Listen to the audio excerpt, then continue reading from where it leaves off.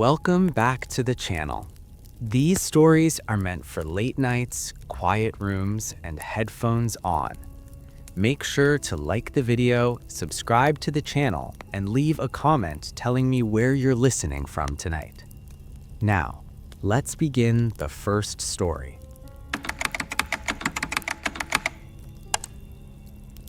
I had just turned 24 when I started working at Frank's Pizzeria, a small, almost forgotten pizza joint tucked between an old gas station and a laundromat in the outskirts of Riverside. It wasn't much, a faded neon sign that buzzed constantly, a handful of tables with peeling laminate tops, and a tiny kitchen that smelled perpetually of oil and tomato sauce. The food was mediocre, honestly. Most people didn't care about the taste, they came for convenience. Frank's was one of the few places open all night, which made it a favorite for the late-night crowd, mostly drunk or high, wandering from the bars on Main Street. I mostly worked the graveyard shift, alone. The management liked it that way. They said I was responsible enough to handle the quiet hours. And quiet it usually was. When there were no deliveries or walk-ins, I could clean, prep dough, or scroll through my phone, sometimes watching old horror movies while stirring sauce on the stove. There was something comforting about the emptiness, the hum of the fluorescent lights, the occasional whir of the freezer motor. That Tuesday night started no differently than usual. I clocked in at 9 p.m., relieved Tina, the day manager, and got to work prepping the night's toppings. For the first few hours, the place stayed dead. A few orders trickled in early on, nothing unusual, pepperoni, a few veggie pizzas. After midnight, it quieted down entirely. By 1 a.m., I was sitting at the counter, headphones in, half watching a show on my tablet when I heard the doorbell. At first, I didn't think much of it. The chime was soft but distinct, signaling that someone had entered. I stood, expecting to greet a customer, but the dining area was empty. No one was sitting at the tables, no one was browsing the soda fridge. I walked to the lobby, peering outside the glass doors. The parking lot was empty, not a single car. Not a stray pedestrian, just darkness stretching toward the dim streetlights. I laughed nervously, shrugging it off. Late night paranoia, I muttered. I returned to the kitchen, shook my head, and tried to refocus on my show. 15 minutes later, the chime sounded again, louder this time. I didn't have headphones on. I froze, every muscle tense, and crept toward the front. Again, nothing. The room was completely empty. The shadows cast by the overhead lights flickered slightly, as if teasing me. My stomach tightened. I opened the door, thinking maybe a gust of wind triggered the sensor. The sidewalk was bare. No movement, no footprints, nothing. I closed the door and double-checked the sensor. Everything looked fine. The strange part, though, was that the sound only played when the door opened. I even tried opening and closing it several times just to see if it would fake the chime. Nothing. I went back to the kitchen, telling myself it was nothing, maybe a wiring hiccup, maybe just me losing focus. Hours crawled by. By 4 a.m., I was prepping the register and counting cash, trying to stay awake. That's when it happened. The sensation first, before the reality. I felt eyes on me.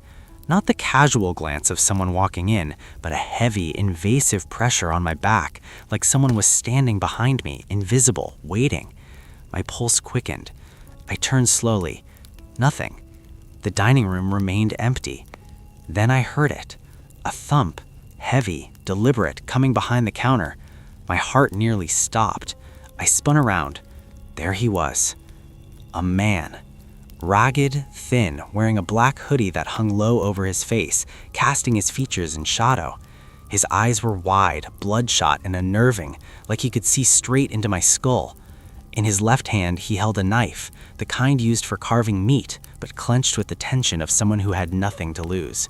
He didn't speak, he didn't move at first. He simply stood there, watching me. I tried to reason, keeping my voice calm, steady. Hey, take the cash, you can have it, just please don't hurt me. He didn't flinch, didn't blink, just stared. The silence stretched, pressing against my ears, making it hard to breathe. I realized immediately that this wasn't a robbery. He wasn't after money, he was there for something else, something I couldn't understand. The layout of the counter worked against me. I was trapped in the corner. To escape, I'd have to move past him, looping around, hoping he didn't strike. My options were limited. My mind raced. Then instinct took over.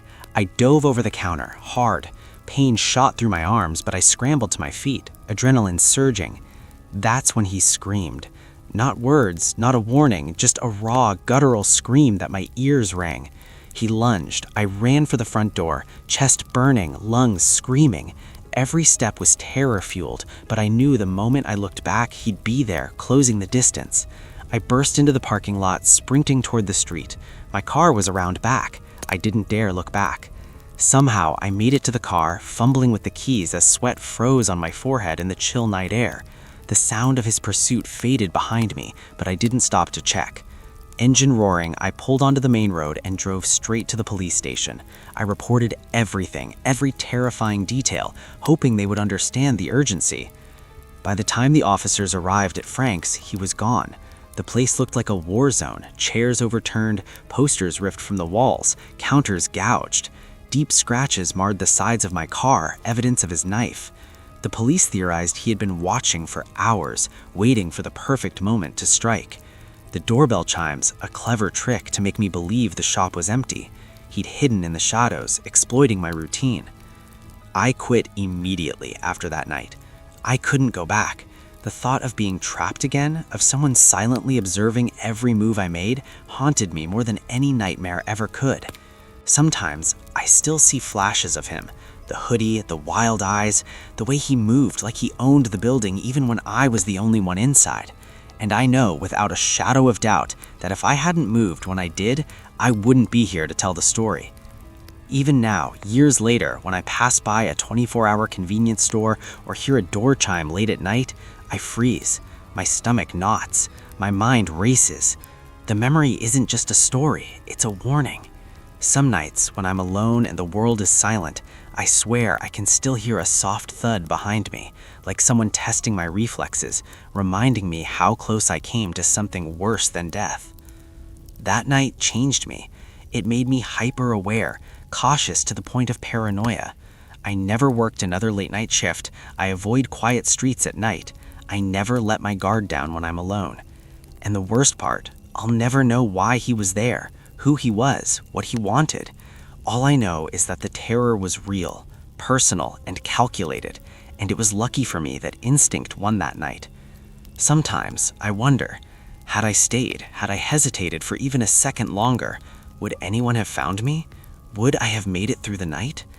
The uncertainty lingers like a shadow in the back of my mind, and it's something I carry with me every time I walk alone, lock doors, or hear the faintest chime of a bell in the dead of night. It's a reminder that the world isn't always safe, that some dangers are invisible, patient, and waiting. And as I tell this story now, recounting every detail as clearly as I can feel the familiar tension creeping in, the same tightening in my chest I felt the first time I realized I wasn't alone. If there's one thing I learned from Frank's Pizzeria, it's that you can never be too cautious. You can never underestimate silence. And sometimes your gut instinct is the only thing standing between you and something worse. The following night, I couldn't shake the memory of what happened at Frank's Pizzeria. My hands still trembled whenever I recounted it. My pulse jumped at the faintest sound of a doorbell or a knock. But money is a powerful motivator, and I was in no position to quit all-night jobs entirely. So I did what I could to avoid that exact situation. No more working alone in small stores. I focused on bigger chains, locations with multiple employees, cameras everywhere. Yet, ironically, it was another late-night delivery that nearly ended worse. I had started working for CityGrub, a food delivery app, after leaving Frank's. It was convenient. Pick up from the restaurant, drop off at the customer's door. No cash handling, no lonely shifts. I liked the simplicity. Most nights were boring, the roads empty, the same neighborhoods over and over. I'd accepted a delivery from Papa Giovanni's about 15 minutes from my apartment around 11 p.m. The pickup was smooth and the food was warm and ready. My GPS guided me away from the familiar streets, deeper into parts of town I rarely visited. Streets turned into narrow, winding roads lined with overgrown trees. Streetlights were sporadic, dim, flickering. The kind of place where your headlights only reveal a few feet ahead and everything beyond disappears into darkness. The address was a house I didn't recognize, a large 2-story brick home tucked behind tall iron gates. The lawn was overgrown, shadows dancing along the driveway as my car approached. I double-checked the GPS and confirmed it was correct. I stepped out with the food and approached the front gate. That's when my phone buzzed. A message from the customer. "I'm not at the front. Go around back. Door unlocked. Leave the food inside. Thanks." The text was odd but harmless enough. I glanced at the back of the house. A faint path led into the overgrown backyard, lit only by the moon peeking through scattered clouds. Hesitating briefly, I decided to follow instructions.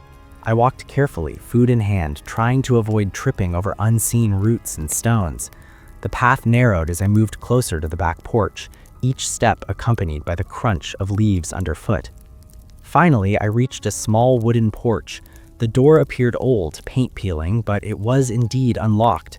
I pushed it open slowly and stepped inside. Immediately, the air was heavy, almost suffocating. The inside smelled of dust, mold, and something metallic faintly underlying it.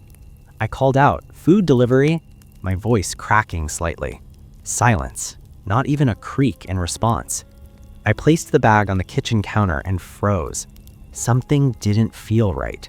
That feeling from Frank's Pizzeria, the same creeping dread, that awareness that I wasn't alone, was back, stronger this time. I scanned the room. Shadows moved unnaturally, flickering across the walls. A cupboard door swung slightly, though there was no draft. Then I heard it, a soft shuffle from upstairs, barely audible but deliberate. My heart pounded. I wasn't supposed to be here. I thought about leaving, but instinctively I wanted to see if anyone was coming. I called out again, "Hello, anyone here?" No response. I began to back away toward the door when a sound behind me made me freeze. Footsteps. Slow at first, then accelerating. They weren't light, careful steps. They were deliberate, heavy, approaching fast. I spun around, and there, on the staircase, a man emerged. He was tall, broad-shouldered, wearing dark clothes that blended into the shadows. A hood covered most of his face, but his eyes glinted in the faint moonlight streaming through a cracked window. He carried something in his hand, a knife gleaming in the dim light. He didn't speak, he didn't hesitate. He started descending the stairs. Panic took over. My body moved before my mind could catch up. I bolted. The man advanced, quiet but fast. I ran through the kitchen, past the counter, knocking over a chair in my path. He followed, unhurried but relentless. My feet pounded against the old wooden floor. Each step echoed through the empty house, magnifying my fear. I reached the front door, yanking it open, but the porch was empty. He was gone. My chest heaved as I scanned the yard. The shadows shifted unnaturally. Then I saw him, standing just beyond the tree line, motionless, watching me. He didn't move closer, didn't speak, just observed, waiting. I didn't stick around to question it. I jumped into my car, locked the doors, and sped down the driveway. Breathing ragged, I glanced in the rearview mirror. He wasn't there. The entire night, it felt like the house itself had swallowed him. No sign of movement, no footprints, nothing. Just the lingering, suffocating presence that told me he had been there and could return any time. The next morning, curiosity and dread mixed. I looked up the address online. The property was listed as abandoned, vacant for years. No utilities, no previous owners, nothing. How had a customer ordered food to a house that wasn't even occupied? How had someone been there to intercept me? I never found out, and honestly, I didn't want to. Weeks later, I took another delivery in a different part of town. The streets were familiar, lined with houses and streetlights, but every time I passed an abandoned building or an overgrown path, my stomach twisted. I remembered the man in the hoodie, the soft thud of his boots, the cold way he had studied me. I kept my phone ready at all times, hands gripping the steering wheel, eyes scanning the shadows. Even now, years later, that night follows me. The image of him standing silently, knife in hand, lurking in the darkness, is etched into my memory. I don't know why he did it. I don't know if it was a test, a game, or something far worse. But I know the terror he inspired was real, and it stayed long after he disappeared. I learned something that night.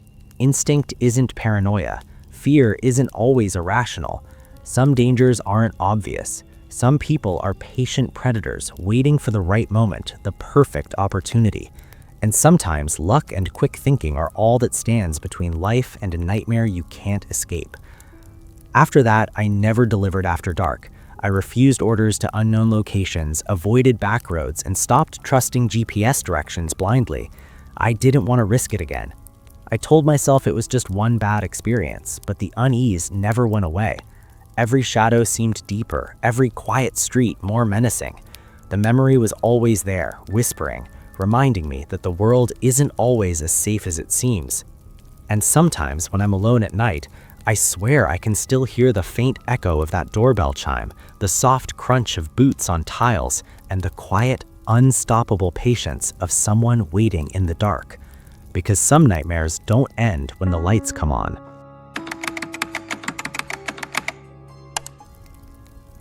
I was juggling 2 jobs at the time. Days I worked at a small tech office downtown, fixing basic IT issues, logging system updates, and doing grunt work that nobody else wanted. Nights I drove for a delivery app, trying to make extra cash to cover rent and car payments.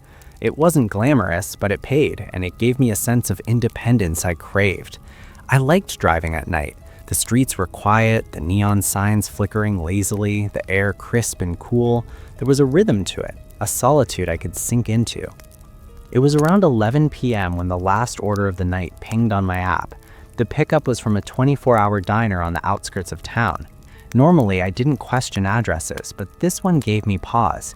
It was farther than usual, and the route the GPS mapped out sent me through stretches of road I hadn't traveled before.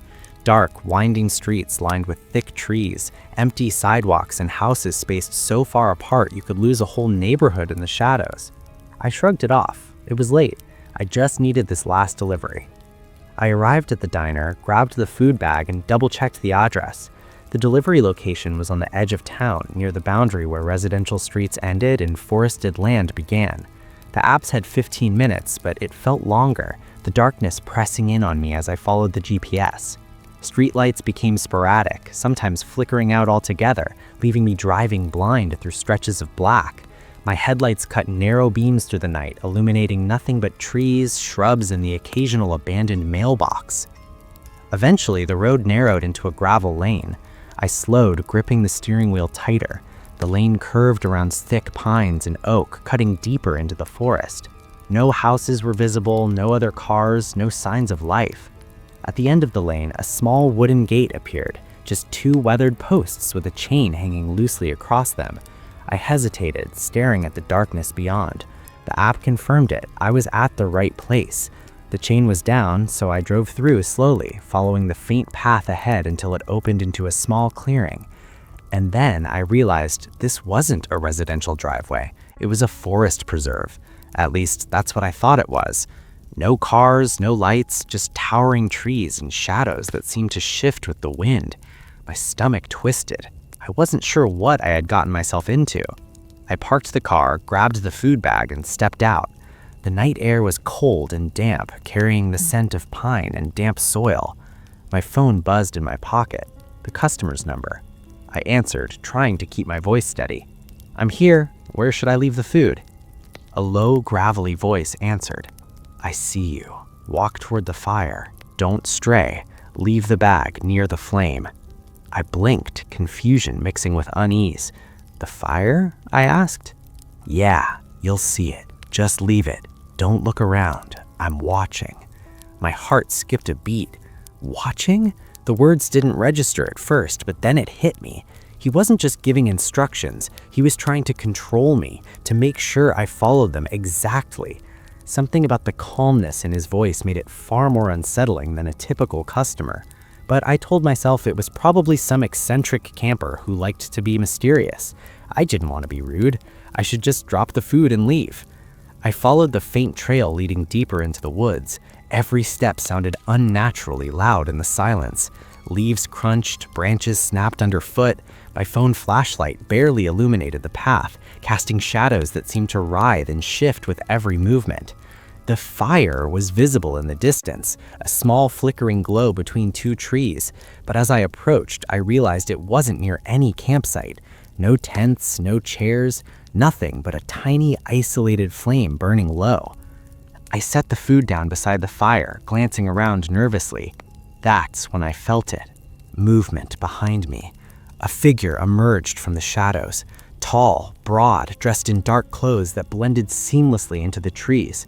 His face was partially hidden by a hood, but the outline of his jaw and the glint in his eyes were unmistakable. The man stepped closer, slow and deliberate, yet somehow confident, like he owned the night and the woods around us. "Sorry," he said in that same low, rough voice. "I didn't see you coming." Something about the smile didn't feel right, forced, unnatural, like a mask. My instincts screamed at me to run. I didn't know why, but I knew he wasn't here for food. Something in his presence radiated danger, a calm that only predators possess before they strike. I started to back away slowly. "I'll just leave the bag here," I said, trying to keep my voice steady to buy myself time. He tilted his head, the smile widening unnaturally. "Don't worry, I paid for a tip.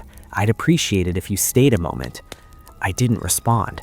My hands were shaking, my pulse racing. This wasn't a customer. This wasn't a joke.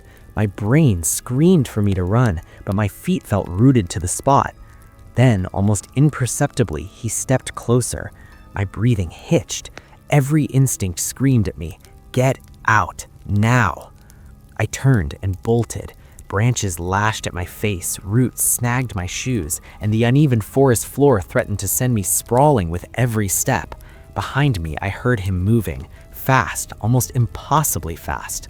Not chasing in a panic, but advancing, confident and sure. My heart pounded so hard I thought it might explode. I didn't dare look back. I didn't want to see the full extent of what I was running from. The path twisted and turned. The glow of the fire faded behind me. The woods seemed endless, closing in from all sides. My lungs burned, my legs ached. I stumbled over a root, almost face first into the dirt. Panic surged anew. I scrambled to my feet, ignoring the pain. The footsteps behind me didn't falter. They didn't slow. They never let up. Finally, I broke through the dense line of trees and saw my car, parked under the dim glow of the moonlight. Relief surged, but it was mixed with terror. I fumbled for the keys, hands trembling violently. My phone slipped once, nearly hitting the gravel, but I caught it. I unlocked the doors, jumped in, and started the engine. Just as I reversed, I froze. The chain across the entrance gate was now latched. I hadn't closed it, not seen anyone touch it. A chill ran down my spine. Someone had been watching me the entire time, following my movements, controlling the environment to box me in. I didn't wait to think about it. I slammed the gas, weaving the car between the posts, tearing along the gravel lane until I reached the main road.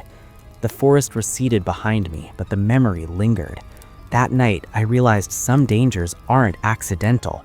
Some people plan, wait, and observe. They pick their target and execute their plan with patience and precision. And some of those people walk in the shadows, just out of sight, waiting for the perfect moment to step into your world. When I got home, I researched the area. The forest preserve was closed after dusk, no fires allowed, and certainly no overnight visitors. Nothing explained the presence of a man in the woods or the deliberate chain across the gate. It wasn't just an accident or a coincidence. He'd orchestrated it. He had chosen me. I stopped taking deliveries that late at night. I avoided unknown addresses. I never ventured into dark, isolated areas. Even years later, driving past forests or back roads after dark, my palms sweat, my chest tighten. I know the fear isn't paranoia. That night was real. The man was real. And whatever he intended, I'm grateful I never found out. I learned to trust my instincts after that. Fear isn't always irrational. Sometimes it's the only thing keeping you alive. The next night, I couldn't sleep. Even thinking about the previous delivery sent chills down my spine. My mind kept replaying every detail.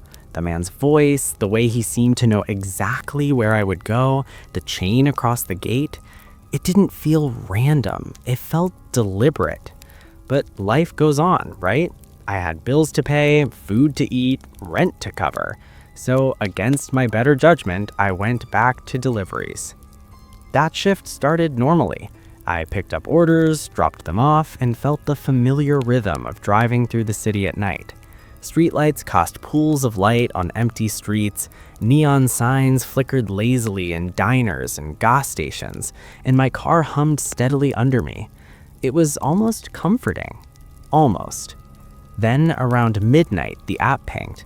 Another delivery, $18 to a place I didn't recognize. The address was in a neighborhood on the edge of town I rarely delivered to, a place where the streetlights were dim and uneven and the houses were spaced far apart. My stomach sank slightly. I had a bad feeling, the same creeping unease from the previous night. But I rationalized it. Maybe this was just another ordinary late-night delivery, nothing unusual. I arrived at the restaurant, grabbed the food, and started the drive. The GPS led me along familiar streets for a few minutes before veering off into roads I didn't know. The houses grew more spread out, their lawns overgrown, some abandoned. Streetlights became sparse, flickering in the distance like weak warnings. I glanced in the rearview mirror more than once, half expecting to see someone following. Of course, there was no one. I told myself I was imagining things. The GPS directed me down a narrow, unpaved lane. Gravel crunched under my tires, and the air grew cooler as the trees closed in on either side. I slowed, feeling the familiar tug of unease. At the end of the lane, a chain-link gate appeared, slightly rusted, with an old sign hanging loosely that read, "Private property, no trespassing." I hesitated. Something about the place screamed danger. The previous night's events echoed in my mind, but I convinced myself it was just a delivery, nothing more. I drove past the gate, careful not to make too much noise. The gravel road curved, leading into a small clearing where the GPS indicated the house should be. There was a faint glow ahead, and I assumed it was the porch light of the property. My heart raced. Every instinct in my body screamed at me not to stop, not to go any further. But I had no choice. The food needed to be delivered, and refusing orders would ruin my rating. I parked and grabbed the bag, stepping out of the car. The air was thick and still, the forest surrounding me like a wall of shadows. I could barely see the house through the trees, but the porch light flickered faintly. I walked toward it, every step careful, every sense heightened. My phone buzzed, another message from the customer. "Leave it on the table inside. Door is unlocked. Don't look around." I froze. The instructions were eerily specific, almost identical to the message from the previous night. My stomach churned. This couldn't be a coincidence, but my feet moved anyway, as if the bag itself was dragging me forward. The front door creaked when I pushed it open. Inside, the house was dark. Shadows stretched across the walls, and the air smelled musty, like it hadn't been lived in years. I placed the bag on the small kitchen table, my hands trembling. Then I heard it, a soft, deliberate shuffle behind me. My heart leapt into my throat. I turned slowly, and there he was, the same man, same hood, same dark clothes, same unsettling smile. He had been inside the house all along, waiting. "Thanks for coming in," he said, voice calm but grating, as if he had rehearsed these words 1,000 times. "I appreciate it." I backed toward the door, trying to keep my voice steady. I'll just go now. I delivered your food." He stepped closer. "Stay a moment. Don't be afraid." Fear surged through me like a tidal wave. My hands shook. The bag felt impossibly heavy. Every instinct screamed to run, but my brain struggled to process the reality. This wasn't a robbery. He didn't want money. He wanted control, and he had it. I bolted. The man lunged, but I made it past him, out the door and into the night. My car was a few steps away, and I jumped in, fumbling for the keys. My hands were shaking so badly I could barely start the engine. The gate behind me was now closed, locked. Someone had done it while I was inside. Panic surged. Whoever this was, they had planned everything meticulously. The realization hit me harder than the fear itself.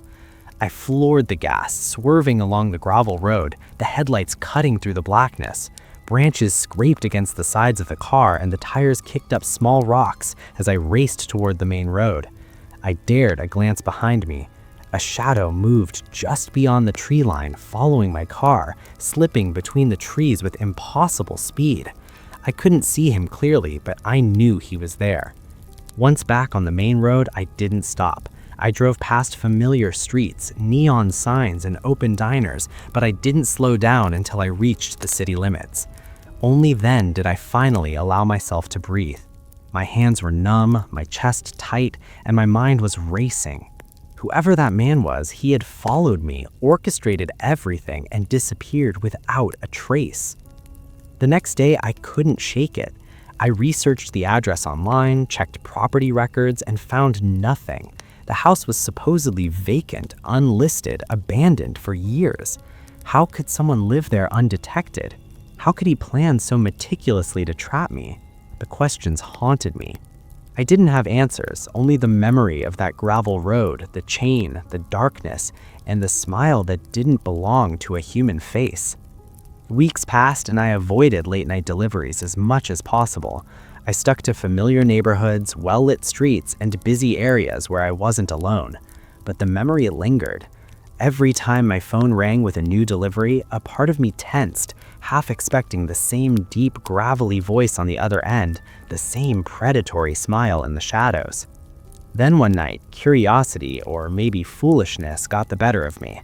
An order came in for a restaurant near the outskirts, the route taking me past the forest lane, the gate, the clearing where I had been trapped. I hesitated, thumb hovering over the accept button. My heart thumped, but eventually I ignored the fear and accepted. The route was the same, the gravel lane, the faintly flickering lights, the overgrown trees. My pulse raced, my hands gripped the wheel so tightly my knuckles were white. As I drove past the gate, I thought I saw a figure watching me from the tree line. I couldn't be sure. My imagination was probably running wild. I didn't slow down. I didn't dare. The rest of the delivery went without incident, but the fear didn't leave me. I realized then that it wasn't the physical danger that haunted me, but the uncertainty. The man could be anywhere, planning, watching, waiting. The forest, the abandoned house, the gate were all stages in a carefully orchestrated trap, and I was the unwilling participant. That night, I finally understood something crucial. Some threats are invisible until they want to reveal themselves. They don't need a reason, they don't need a motive. Their existence is enough. The memory of the man's eyes, the way he moved silently in the dark, the chain across the gate, and the faint glow in the woods became a permanent part of my consciousness. I never returned to that neighborhood again. I never delivered to isolated locations. I told myself I had survived because of luck, because of instinct, because I didn't freeze long enough for him to catch me. But deep down, I knew the truth. He had chosen me, and he could choose again. Years later, I still think about that night. The memory of the forest, the faint glow, the man with the gravelly voice, and the smile that didn't belong to a human face is etched into my mind. I never forgot the lesson. Some dangers are patient, they are deliberate, and they are closer than you think.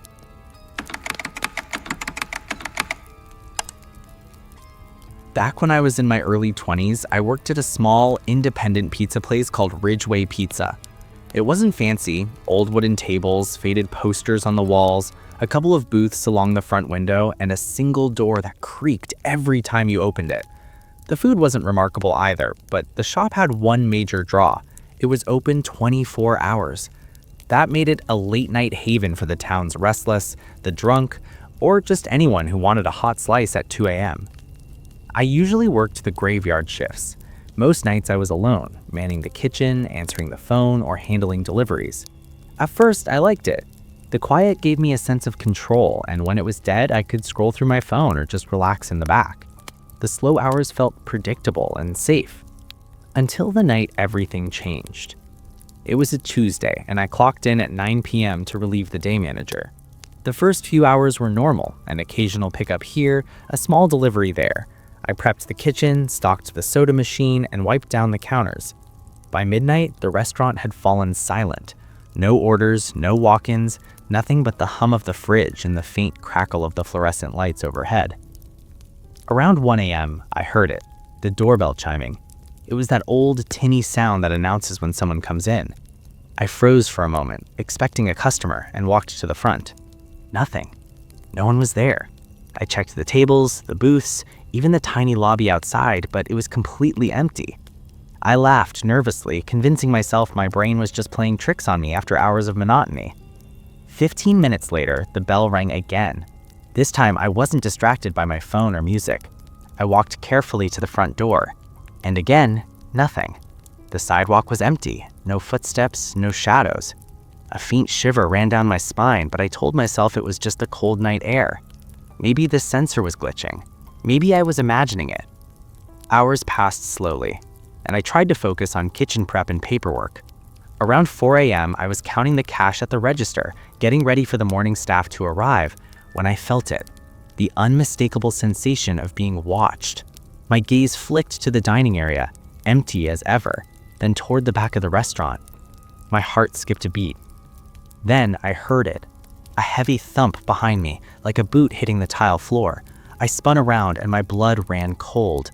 There he was, a man, standing barely 6 feet away. His clothes were black and tattered, a hoodie pulled low over his face, shadowing his features. I could see his eyes, wide and bloodshot, burning with a cold, unreadable intensity.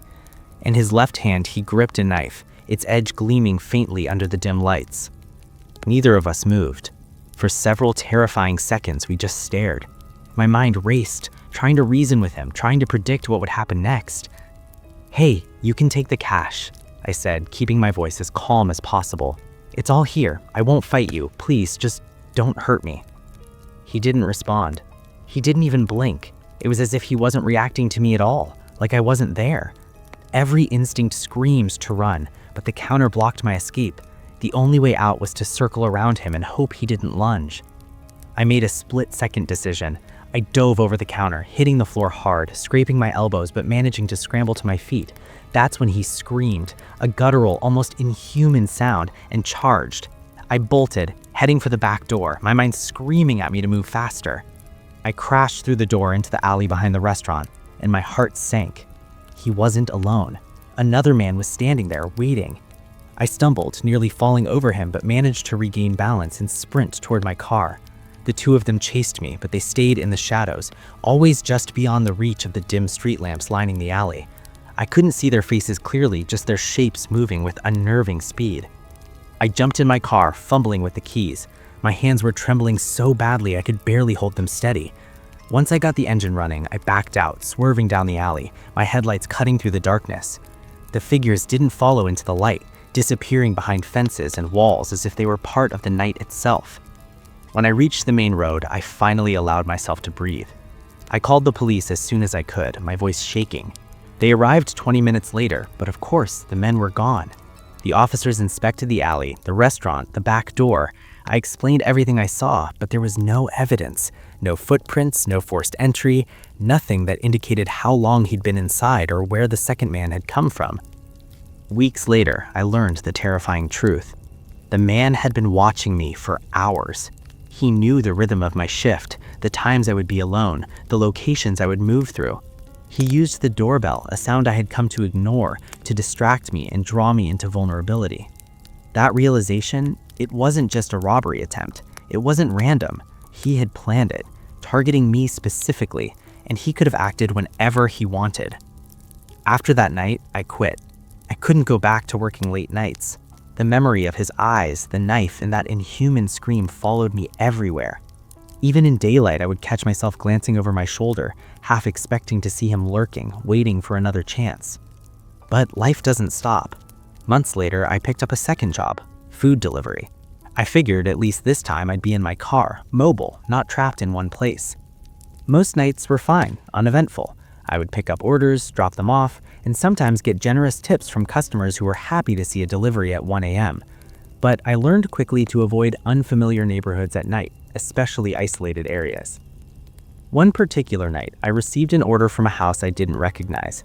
It was far out in the outskirts, near a forested area I had never delivered to. My gut twisted as I entered the GPS coordinates. Something felt wrong, the same low, creeping anxiety I had felt back at Ridgeway Pizza. But my rational brain kept telling me it was just another delivery. I drove cautiously, noting the darkness that seemed to swallow the edges of the road. Streetlights disappeared, houses became sparse, and the trees leaned closer, their branches scratching against my car. After a few minutes, the GPS directed me down a narrow gravel lane, ending in a small clearing. My heart thumped. I parked, grabbed the food, and stepped out. The air was cool and thick with the smell of pine. In the distance, I saw a faint flickering light, like a fire. My phone buzzed. The customer had sent a message. "Leave it near the fire. Don't come closer. Don't look around." The words made my skin crawl. I wanted to turn around, drive away, forget the delivery, but I felt trapped by responsibility. I walked toward the faint glow, keeping my phone flashlight on, scanning the ground and the trees. No tents, no chairs, nothing that resembled a campsite. Just a fire, burning alone, and shadows moving beyond its reach. A figure emerged, stepping out of the darkness. The man from the call, tall, bearded, with a gravelly voice. His smile was forced, almost mechanical, and it sent chills down my spine. I apologized, claiming he hadn't seen me coming, but I didn't believe him. Something about the way he appeared, the timing, the fire alone in the woods, it was orchestrated. I set the bag down and ran.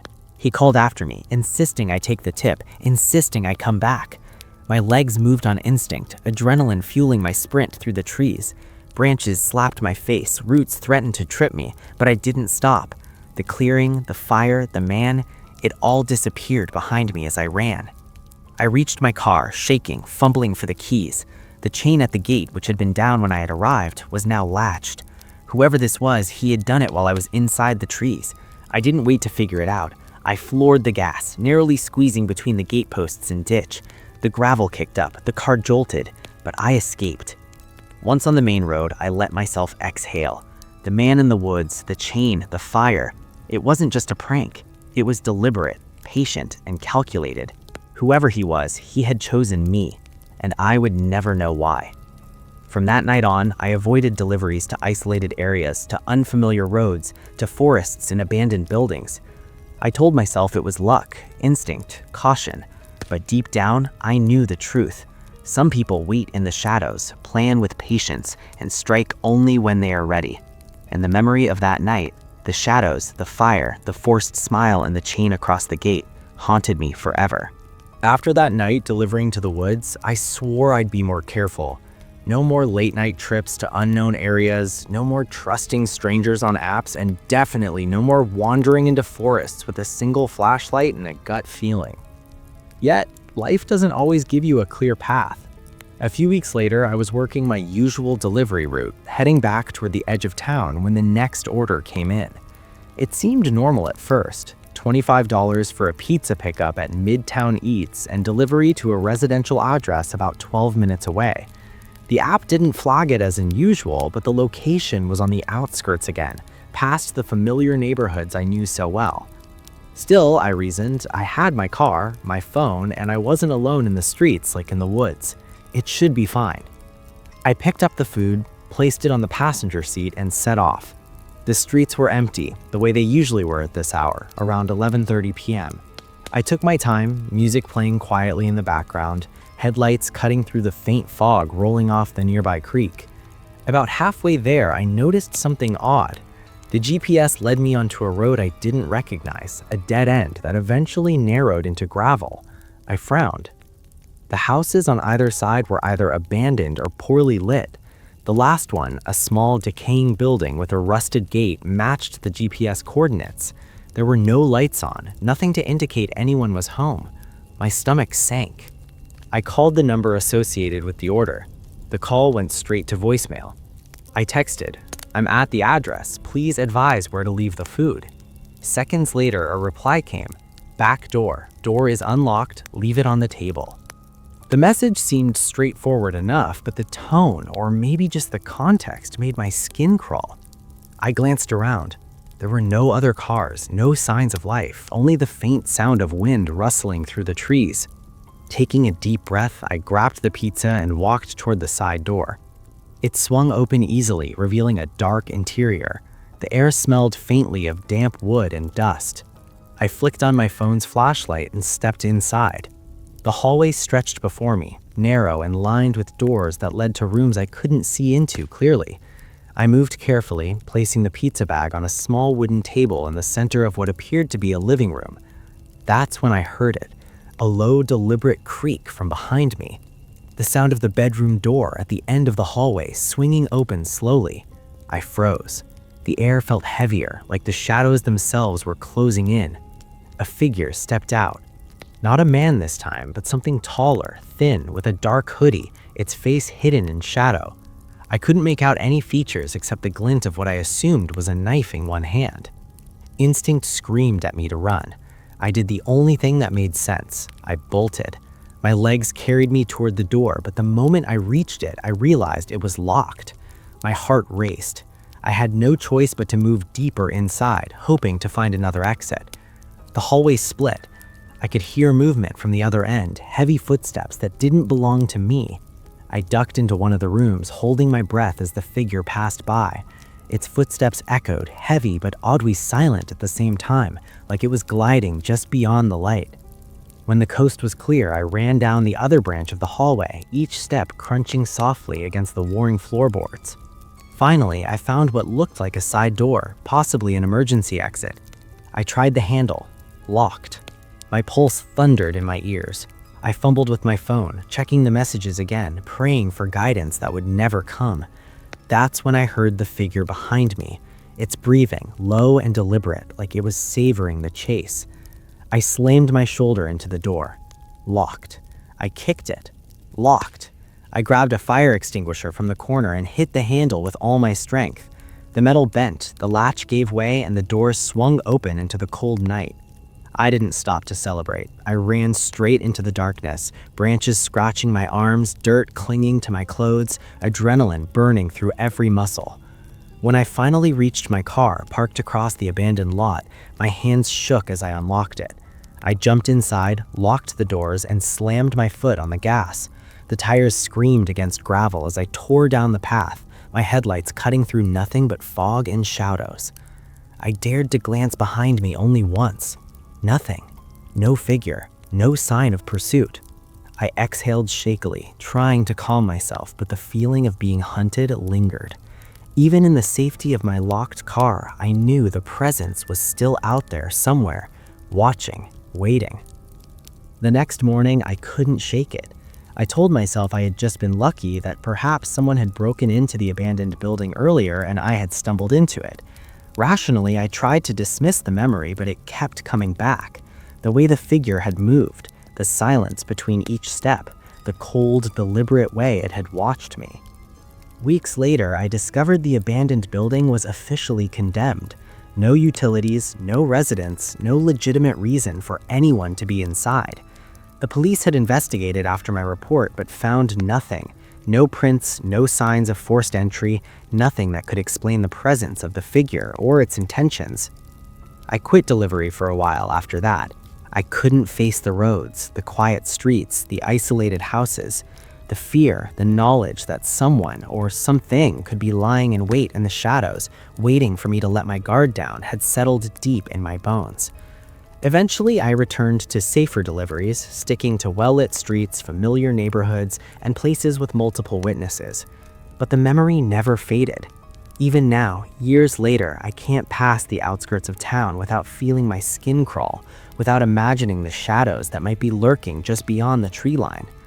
Sometimes at night, when the streets are empty and my headlights sweep over the pavement, I swear I can see shapes in the darkness. They aren't fully formed, just silhouettes, barely there, but always moving. And I know, deep down, it's a warning. Some people or something watch and wait. They study their prey.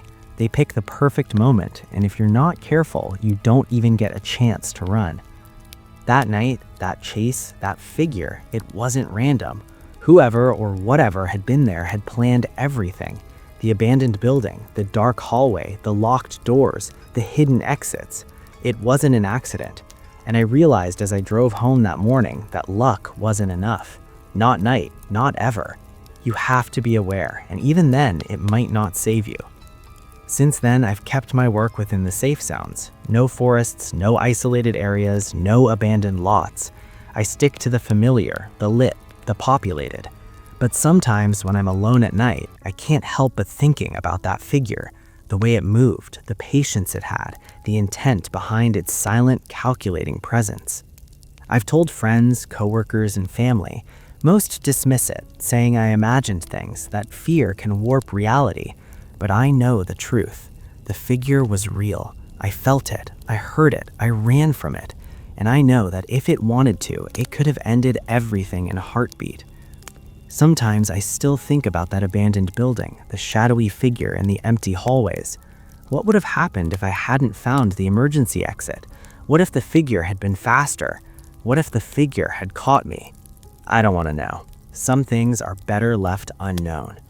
And that's why when a delivery takes me anywhere unfamiliar, isolated, or dark, I turn it down.